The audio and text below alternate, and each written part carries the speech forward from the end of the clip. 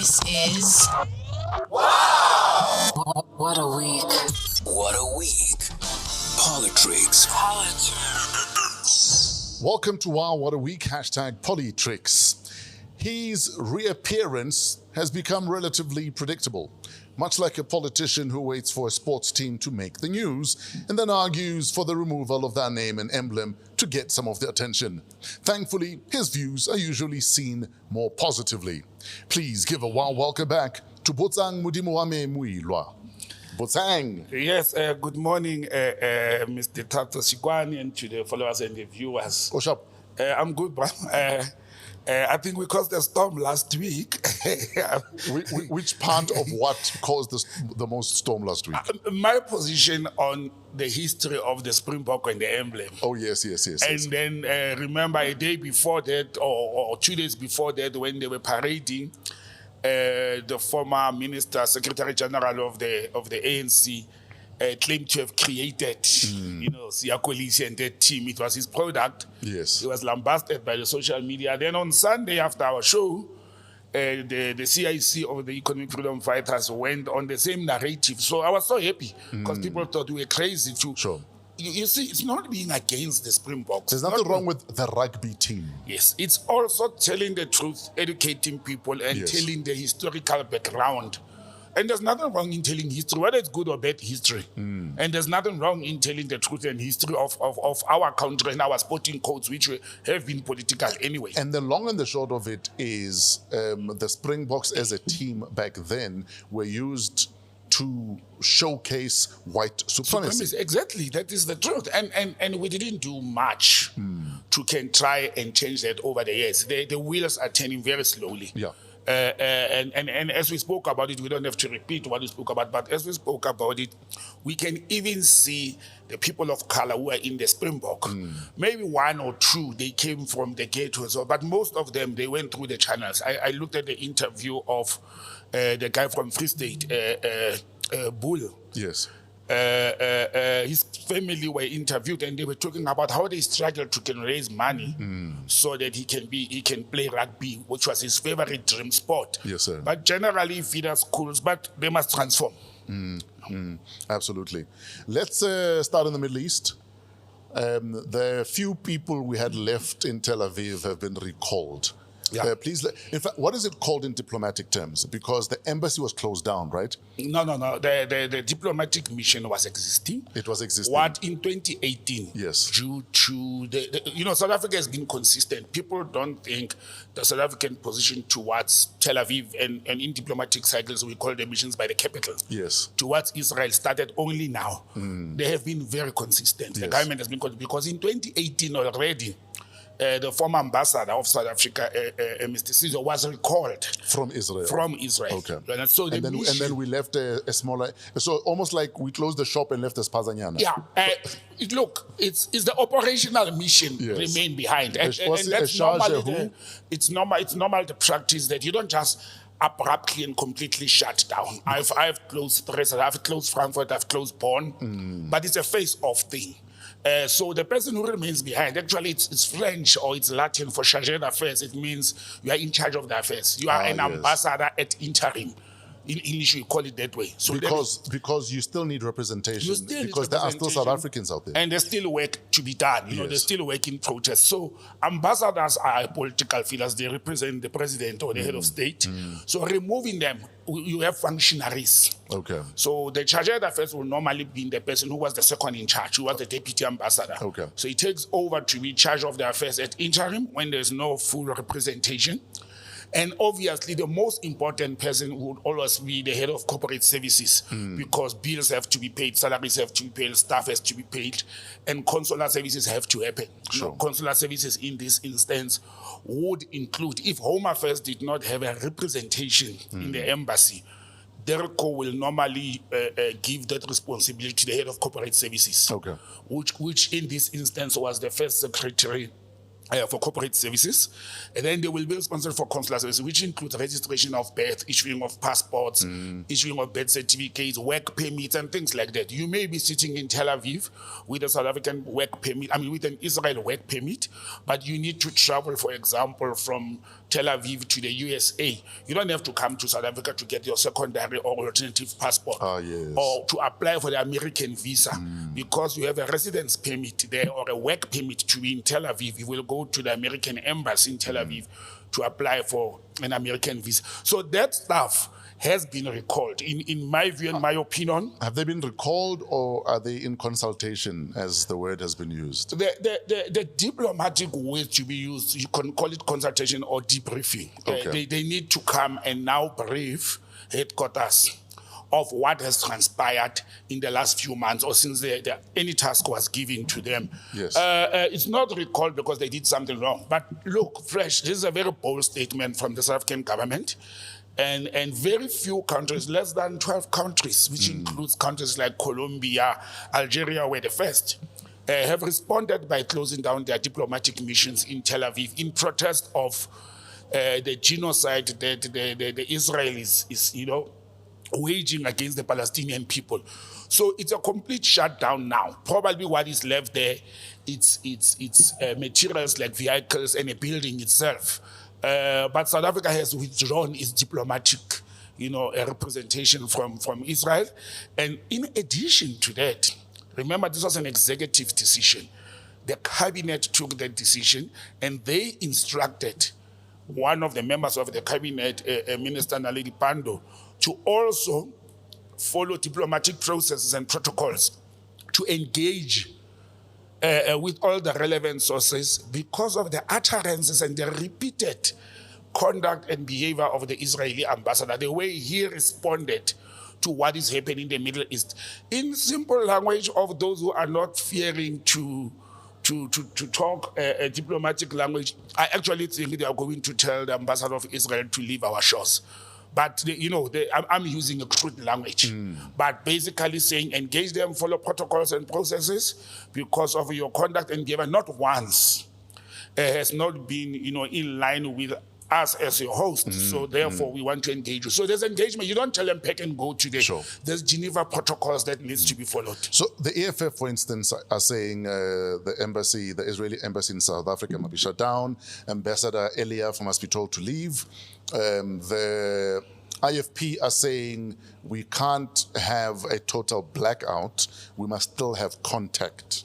So doing that, it would be ill-advised. Where do you stand? Well, my position is fresh. We have recalled our ambassador 2018. It's 4 or 5 years now. We have recalled the remaining of the staff. So we don't have representation in Tel Aviv. Why would we, if we are so determined and so convinced as a nation that we don't want to have any form of relationship with Israel due to their conduct, why would we still keep them in our house when we have left their house? Look, it's a wartime situation. It's a very bold position that South Africa has taken. And unfortunately, I will side with the South African government in this instance to say they have recalled, let them expel the Israelis out of South African shores because the South African position towards wars in the world is very clear. It's neutral. But in an instance whereby even negotiations don't work, engagement don't work, and there is genocide, there's killing of people that is not stopping every day. The Israelis are bombarding the children of Palestine. South Africa is taking a position to say, no, we can't have a relationship with somebody who doesn't want to listen to anybody and who goes and murders people in the name of we are hunting Hamas. You know what confuses me? Like, for instance, when they bombed the refugee camp last week. Last week, yes. And they said, no, because there was a Hamas operative there.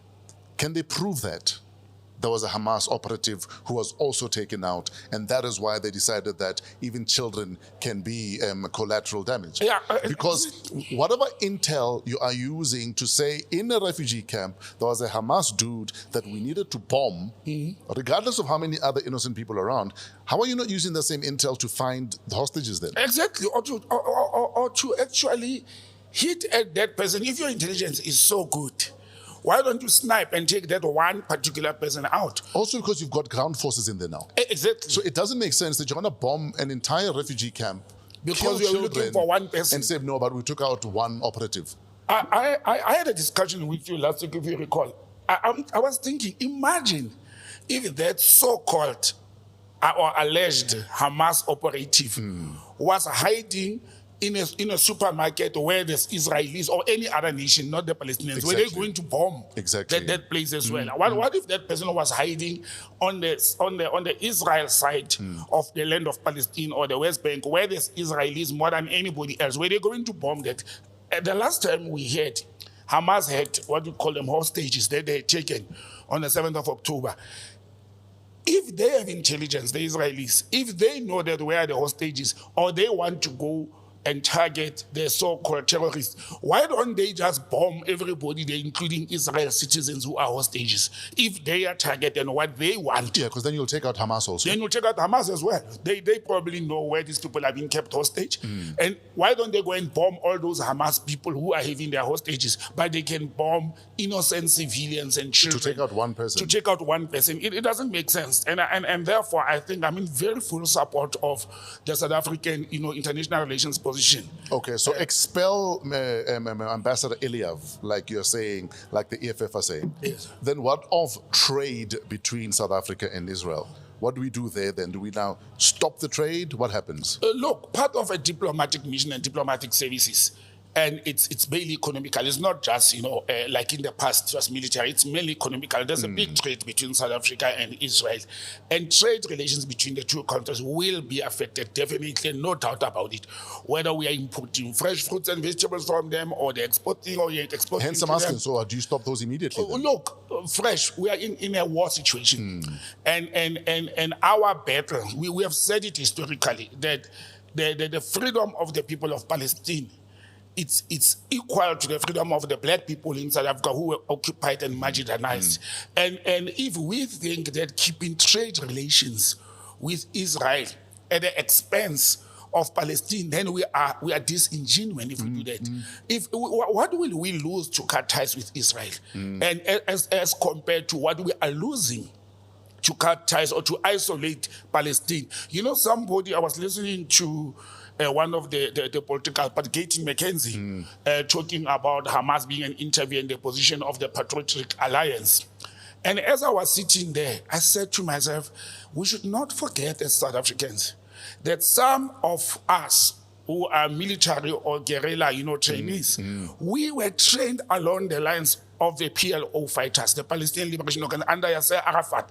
Some of APLA forces and Umkhonto forces and Azanla forces, we trained along the PLO forces. Now that we have passed the stage of guerrilla warfare that we had, and we are saying the children of Palestine, they can see what they do. Even people who are followers of Nelson Mandela, they will always remember what Nelson Mandela was saying was trying to explain when he said to us, the freedom of the people of South Africa, black people in South Africa, it is nothing if the freedom of Palestine did not happen. Now it's no longer even only land occupation and suppression in Palestine. It is now a full-blown genocide. And I think we should actually, my view after this, after we expel the ambassador, we should tell them to close their office. Close their office and leave their diplomatic mission, but we should not end there. I'm not a military person, but we have had our army to go and do to get involved in wars, not to fight, peacekeeping mission in the Central African Republic, in Sudan, DRC. in the DRC and so forth. And I think the South African government should sit down and consider for humanitarian purposes, because to access that area at the moment to deliver humanitarian aid, water, food, medicines, including makeshift tents for refugees or hospitals. I think we should consider that whether the army is going to work with the organizations like Doctors Without Borders or what you call this other South African famous organization, Give of the Givers. Either way, I don't care which measures can the government use to can aid the people of Palestine with what is happening. And this is where somebody will say, we are not going to involve our army there. They can't even fight. But I'm not saying let's send our army there to fight. I'm saying our army has been used very well in the continent for peacekeeping purposes and for humanitarian aid. I mean, remember the Mozambique floods in 98? Exactly. The Mozambique floods in 98, the SNDF did a stellar job. Sterling job. They're actually still in the northern part of Mozambique now doing a good job. If we have medicines, blankets, food, makeshift hospital beds that we can send to Palestine. Because at some stage, what Israel did, they even blockaded foreign aid that came through Ethiopia or Egypt by road. You know, there's trucks, about 28 trucks every day that must drive into Palestine to feed the people, to give them clean water, medicines, and aid. And imagine you must feed a couple 100,000, couple million people. Exactly. With like 20 trucks. In a sense. So this is where our military jets, not fighting and bombing jets, that can take medicines there, whether they drop them, whether they make shift tents or what. And I think that will be a very, very great step for South Africa to do. America has soldiers there training Israelis, arming them to kill innocent children. Why can't we just send medicines and food and donations and even help to even evacuate? Because buildings collapse on top of people. Sure. You know, to help with humanitarian. I think the world is also moving very slow. Again, there's another genocide happening in front of our eyes in the world. And the world is moving very slow. The United Nations, I've always called them toothless dogs. They will sit there with suits and ties and talk. We need foreign military aid and personnel and warm bodies to be in there and help to evacuate or to save the lives of the Palestinians. Because what Israel is doing is actually taking them totally out. They are removing them from their land now completely. That's what they're doing. And leaving them with nowhere to eat, nowhere to sleep, nowhere to live. If you can't kill you with bombs and bullets, I'll starve you to death. What are your thoughts on America's almost, because initially it was we stand with Israel. Now it's let's allow humanitarian stuff to go in, but they're short of saying we demand a ceasefire. They will not do that. I mean, Do you think demanding a ceasefire would be them putting egg on their own faces? Because a ceasefire needs to happen. That's what it needed now. For humanitarian aid to go in, there must be ceasefire. If I'm a truck driver, how am I going to drive a truck in there when I'm risking? A convoy was bombed the other day. Yes. So people are going to be afraid to do that. That's why my suggestion is let the armies of neighboring countries and friends of Palestine be sent there to take aid in, because they are combatants. If they get attacked by Israel, then they can defend themselves and retaliate, or they will use military vehicles and military choppers and anything else that they can use that can stand the artilleries that are being used. But I don't think the Americans will proudly, maybe if it was Donald Trump, will proudly stand up and say to their puppets, because America created Israel. As much as there are reports now to say America created almost every terrorist in the world. So when these people turned against them, they are labeled terrorists. But I don't think Americans are going to stand up and tell Israel to cease fire. I think they haven't achieved their target. Not only a number of people to kill. Israel wants to kill human beings. America wants to destroy Palestine, like they destroy everywhere else to go, so that come 2024, they can start rebuilding that country. Their military is benefiting. People who are selling arms are walking and smiling to the banks. What are your thoughts on this? I call it blackmail, if you will, or emotional blackmail. That you standing with Palestine often has you accused of, that means you support Hamas. No. But that train is never late. That train is never late. The minute you say the state of Israel is this, or you hate Jews, the minute you say free Palestine, oh, you love Hamas, it's almost like there's a disconnect. But it's a self-created disconnection. It's what the imperialists and the Zionists are doing. They want to create that in the mind of the people. So is it part of their PR It's part of their propaganda that they are spreading out. First of all, we all know that the Jews who are in Palestine land or in Israel today, they went there from the 40s after the World War, when they were being exterminated by Hitler and other people. So they are settlers in Palestine. It's a fact. It does not mean I hate them, but there are settlers there. The same way as we call European settlers in Africa. And Palestine for years have tried to say, we have accepted you, we have welcomed you into our home, let us live in harmony together. They are refusing. They want now to exterminate the Palestinians. And people must understand, Hamas is an organization. Palestine, it's a state. It's a nation. It's a nation. It has a government. It has human beings and people. So, for example, it's the same as somebody standing up and saying in South Africa, you know, we have mercenary groups who the government has just wanted, they must not get involved in the war there. And then people say there's this mercenaries, they come from South Africa, therefore South Africa is supporting the Zionist state of Israel because they are fighting along their lines. They fought in Angola. We don't judge a nation by that. Those are human beings living in Palestine. Those are the owners of the land. Those are the oppressed and the dispossessed. So me standing up and talking for the people of Palestine does not associate me with Hamas. Sure. And, excuse me, it does not also say Hamas is representing the Palestinians. Even if they do, it's their choice, the people of Palestine. And I've said before, if the people of Palestine hated Hamas, they will expose them. They will not shield them. Understand? So those people are at the moment seeking refugee anywhere where they can get it because they are under attack in their own homes. You know, Fresh, some of us have been in combat. Attacking an unarmed civilian, it's a stance of cowardice.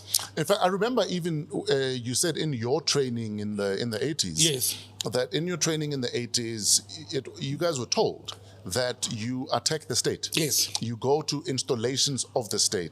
Absolutely. Actually, yesterday, I posted, so it marked an anniversary of one of our operations, whereby we're conducting an operation at the 32 Battalion camp in Soweto. In Soweto, and, yes. and people, and we used to tell people, and I'll talk on behalf of the APLA forces. Yes.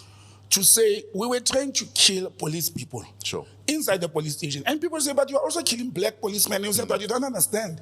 The attack and the battle we are fighting, it's a battle against the state. So an armed policeman representing the South African government is actually the enemy or a stumbling block towards, the freedom we are trying to achieve. Now, Israel in this instance, in hunting Hamas, they go and they bomb hospitals, clinics, refugee camp inside that are just nearly created or early created. And that's a cowardice. Why don't they go on the ground, take their rifles and go and hunt Hamas soldiers, man to man, eyeball to eyeball in a combat? You are sitting there, you are sending drones and missiles and bombing buildings. Imagine we are sitting in M Studio and somebody wants to kill me and they just throw in a missile here. They don't care about that whole team that is sitting there because they want one person, Botsang. No, man. This is not a war, it's a genocide. No, don't worry. Nobody yet want to kill me, so we are still safe. I was going to say, you have enemies here, my man. Let's bring it home. As always, lawfare is the order of the day in the country. The DA had to go to court to challenge the hiring of a municipal manager Of Joburg. by Minister Gwamanda. Yes. Yes. Actually, not minister, man, mayor. Mayor Gwamanda, yes. Yeah, Mayor Gwamanda and the speaker, actually, they've been, these weeks it's fines on personal capacity. So the speaker and the mayor and the MMC, I think of Corporate Service of Finance of Joburg, they've been asked to pay costs in their personal capacity. I know they're going to appeal that. Yes. But you know what is strange about this, Fresh? And this is one part where I think the DA had it wrong, and you can see how it's playing political games. The ANC came out with a statement, whether true or false, one doesn't know, to say it is so funny that the Democratic Alliance have gone to court to challenge the appointment of, what is this gentleman? Brink. Brink, yes. But Brink, before he was the mayor of, not the mayor, the municipal manager of Joburg, city of Joburg, he was the COO under the DA administration. So they know him. So they know him now. You are questioning whether he is fit to hold a post or he's capable. But he was the COO. And let me tell you what happened. The interviews and the process of selecting the municipal manager happened just before the DA left office.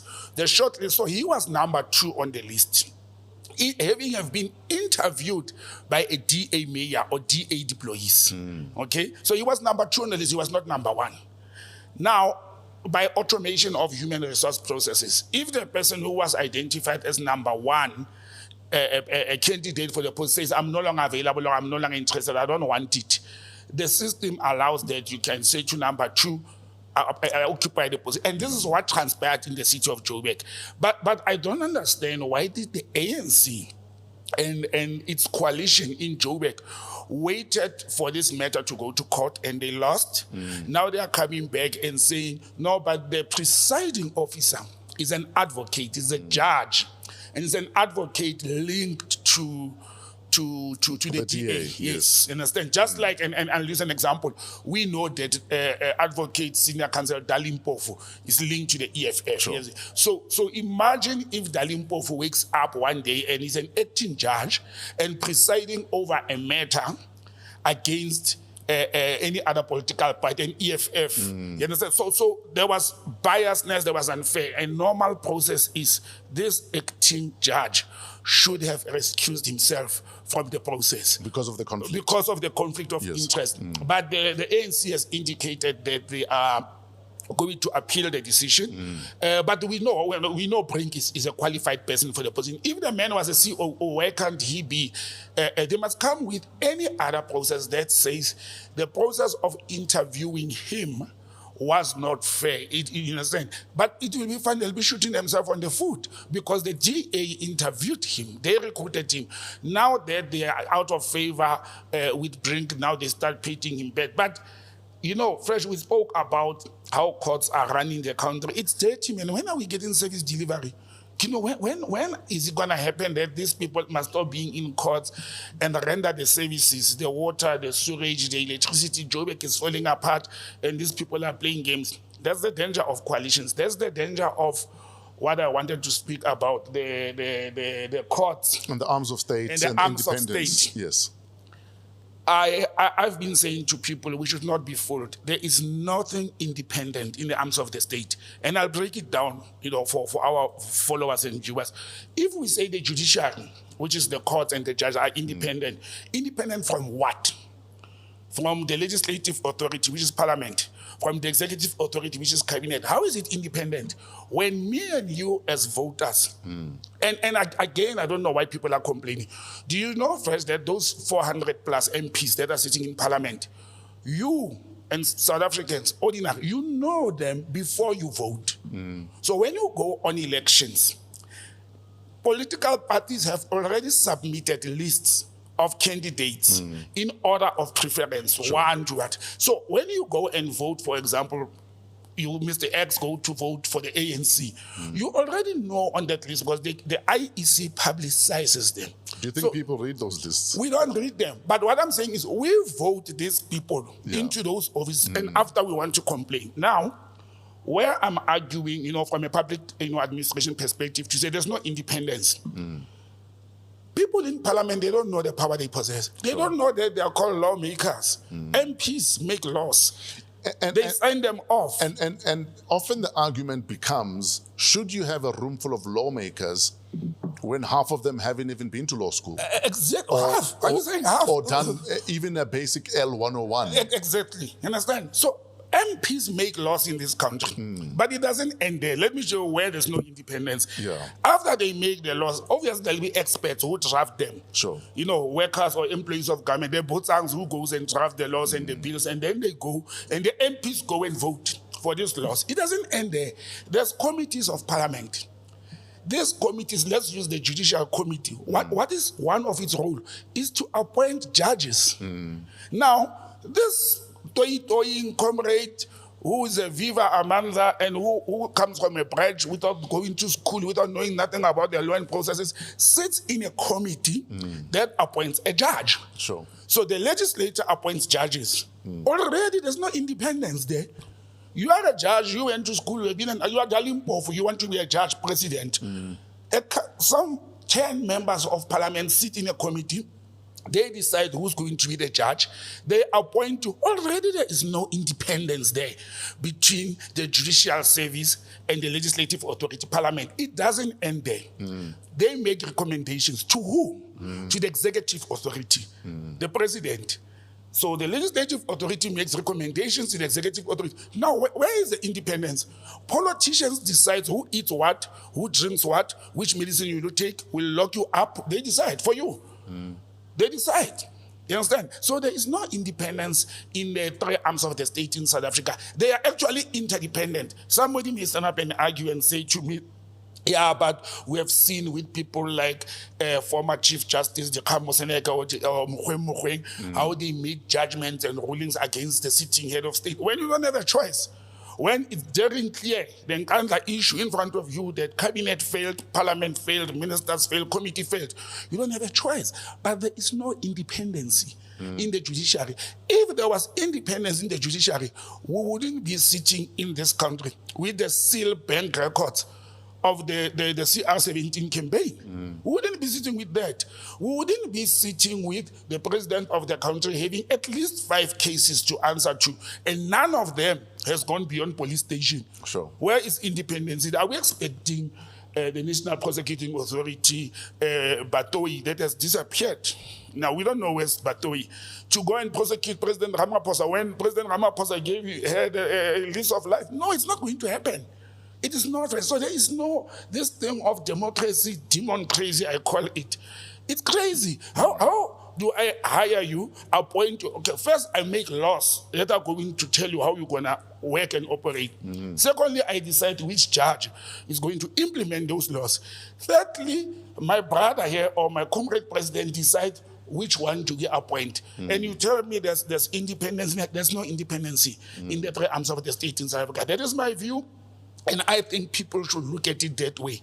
And that's why we are having political party. It depends also where do you take your matter, which courts preside. Sure. You know, I got a shock of my life 2 weeks back. I told you I live in courts. You know, I'm like politicians now. I was in court. So I'm that inquisitive guy who will always ask them, who's the judge? And then I go and check the background, looking for skeletons in Yana and then whatever. And then I realized that majority, I was asking, why is everybody acting judge? And it's lack of resources and lack of numbers. Guess who are the acting judges? Is the practicing advocate. Now look at the conflict of interest. You have Mr. X, he's an advocate, he's got a law firm, he's practicing. When the court is swamped with work and they need acting judges to push work, they appoint acting judges amongst those advocates. Now, yesterday I was in court as an advocate representing Meshila. After 5 days, I'm in court, I'm an acting judge, I'm presiding, most probably against another advocate that was my opponent. Now I'm the judge, I'm sitting there.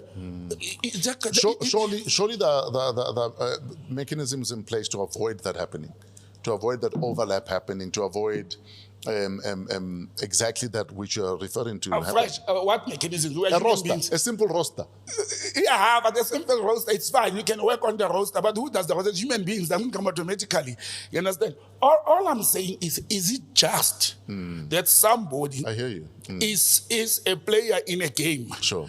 After 5 days, this person is now the referee. The referee. After another week, this person goes and plays. It can't be a fair and just system. And they will come and complain, so we don't have money, we don't have judges. Okay, we appoint 1 or 2 once a year. But the question is why? Why are we in that state of affairs that everybody is acting, and people are not appointed? What is the cause of that? And I think that's where the Department of Justice and Constitutional Development should look into. Why do we have so many acting judges with complete and double interest? And I think the justice system is not fair from that angle. We are running out of time, Botsang. I think let's wrap it up with, I don't know if she's still your boss, Transport Minister Sindisiwe Chikunga. The unfortunate. The unfortunate robbery along the N3. What are your thoughts on that? Well, she's still my boss. Remember, illegally, I'm still an employee of an agency of transport. Yeah, it's unfortunate that Mayor Sindisiwe Chikunga was involved in that situation. But you know what South Africans are saying? The reality is hitting home. Well, that's how we live. That's how we live every day, understand? I mean, I don't understand what happened and transpired with the bodyguards or law enforcers, but when we watch TV, when we go on TikToks and social media, one of the things we read from security personnel is that once it's in the middle of the night, I mean, it was 4 a.m. They got a puncture. Apparently, according to the police report, they continued to drive for a certain distance for safety purposes. But they were afraid that the mag wheels or the rims of the car will be damaged, and they stop along the side of the road to change the wheel. My concern is this, though. When you are at that level of security, why are you not running run flats on your cars? That's one of the things that came to my mind. I was involved in a pothole incident last week. Yes. We had a family gathering in the Val. So coming back, and I was not even driving my car. Sadly, I was driving my brother's car, but his car. And I hit a pothole too. I was with my mom and uncle. But it had run flats. Yeah. You understand? So I could drive from Western area right up to my brother's house. I didn't even know. It was the first time I'm driving a car with run flats. I didn't know that you can drive up to 80 kilometers per hour up to your destination. No, it happened to me also. When I was still sponsored by Mini, I was driving to Richards Bay, Newcastle. Yes. I hit 2 potholes at the same time, blew out 2 tires, and drove another 100 kilometers. A safety measure that the government should be considered. Look, but that's not the only thing. Another thing that concerned me with that incident, and having a person who comes from a military background and arms training, how do you you're 2 people, you're not one. If I'm changing a wheel and I've got a firearm, I may have been concentrating on the wheel. But how do you are with a minister, and the minister's brother was there as well, apparently. So he could have changed the wheel. Exactly. While you hold the fort up. Do your primary job as a bodyguard or a protector is to be around your subject. Your subject is that particular person. But for both of them, that the robbers, number one, there were spikes. Number 2, the robbers came from their behind, according to the police report. Where were they looking? What kind of bodyguards look at each other if they are kissing or look at the work they are doing? When you are armed, it's in the middle of the night. It's 4 a.m. We have been in an incident in the middle of the N3. It's very dangerous. Your subject is sitting in their car. 1 is a minister. 2 is she's unarmed. 3, she's a woman. And then you focus on what you are doing, fearing to damage the rim. I would rather damage the rim of the car, because my primary work is to protect the subject. And then you get disarmed. That's very embarrassing. That's very dangerous. Now we are sitting here with two state arms in the hands of criminals, 2 more firearms in the hands of criminals. What do you say to people who argue that they did well to de-escalate the situation by allowing them to take what they want and leave? Yeah, look. Because the minute now we have a firefight, then the principal is in danger. Yes, but Fresh, they, according to the report, they could have not fought. They were caught off guard. Okay. And thanks God, nobody is injured. The minister says one of the robbers actually pointed a firearm at very close range, because he was trying to take off her ring. Yes. If he has a valuable. And she asked them not to take and it. she asked them not to take, to say, this is the only valuable thing I have from my husband. She was actually brave to can still negotiate for the ring. And she said at that moment, she was afraid that this person may just pull a trigger. You understand? All I'm saying is, it is good not to engage in a fight or a combat when you are compromised. It was a good move they did, and nobody has been injured. But anything else would have happened. Those people probably, they didn't know that was a minister. Probably should have known. They would have done the worst things, like take her with and things like that. But I mean, it's very simple. Police will tell you, military and security personnel will tell you, if we are both armed, we don't sit like this and we don't have our back covered. You flank one another. You understand? You flank on each other and you have each other's back covered. If one is busy with the wheel, one actually should have had a firearm in his hand. Drawn ready and to protect, the proximity and the surrounding. And they failed to do that. But like I said, the most important thing now is she's safe. She's safe, and they are also safe, those policemen. Sure. You understand? And no life was lost. But unfortunately, we've got 2 loaded firearms of the state in the hands of criminals. And that's the most unfortunate part. But no life lost. And I'm happy for Minister Sindisiwe that she went out safe. And maybe she should take me back to work, and I'll go and do that role better without belonging to SAPS. That's a plan. Botsang, thank you very much. Where do we find you on social media? botsangm@gmail.com, and it's 082-485-9100. And at Botsang on social media handles. Look, it has been well. You know what people are doing? They write, people are having labor cases, labor matters and challenges, and they say, look, we need your idea regarding this. And that's what I say to people. This is not just #PoliTricks. No, we also educate and inform people of government processes. And I think it's very interesting that, people are saying, but I don't have answers for everything. I share the knowledge that I come across or refer them to people that I think they're experts in this instance. So I think we've been doing very well. The response that people are saying, somebody told me that, Fresh is a good man. He created a platform whereby people are now learning about government processes without us being in government. And Bushima Gagana was telling me yesterday that you are actually a good man. I'm like, oh, okay. So somebody's Fresh has a good heart.